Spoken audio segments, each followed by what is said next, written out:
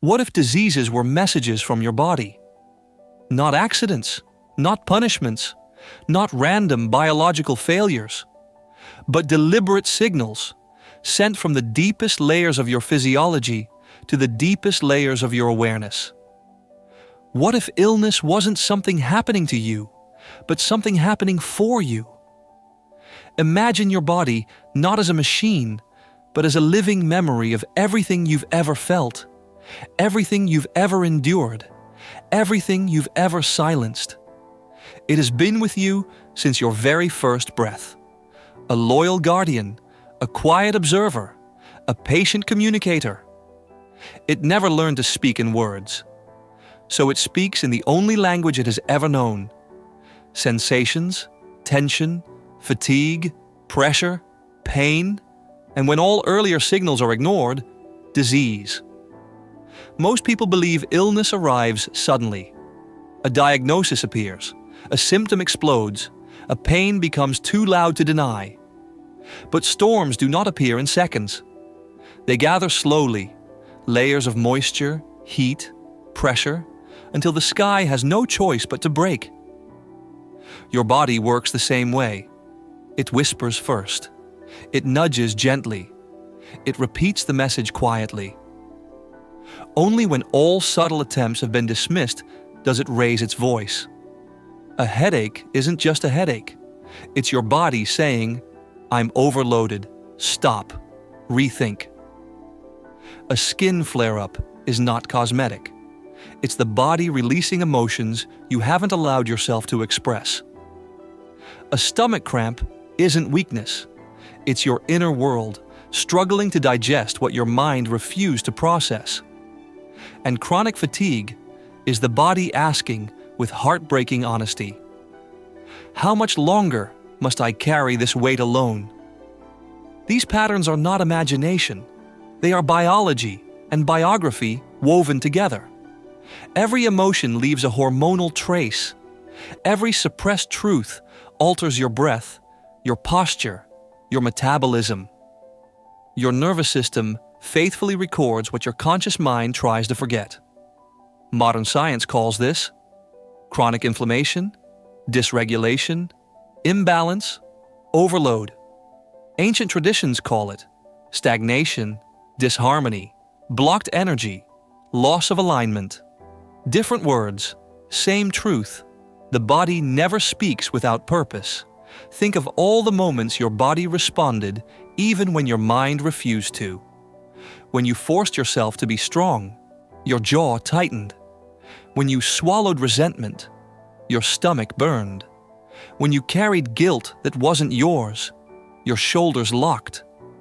When you hid sadness, your chest grew heavy.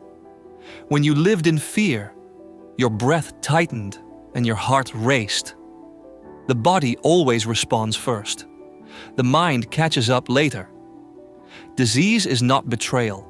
Disease is communication. An urgent letter sent from the body to the self. So what if, instead of fighting your symptoms, you became curious? What if instead of numbing the pain, you asked what created it? What if illness wasn't the enemy, but the last messenger trying to guide you back to the life, rhythm, pace, choices, and truths that your body can actually sustain? Imagine opening a letter from your body. Would it tell you, "Slow down, you're moving too fast for your nervous system. Let go, you've been carrying this for too long.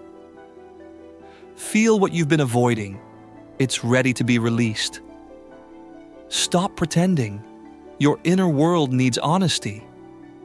Trust the direction your intuition has been whispering for years." Sometimes healing begins not with medicine, not with a treatment plan, but with one courageous question. What is this symptom trying to tell me? Because your body wants harmony. It wants safety, rhythm, nourishment, truth.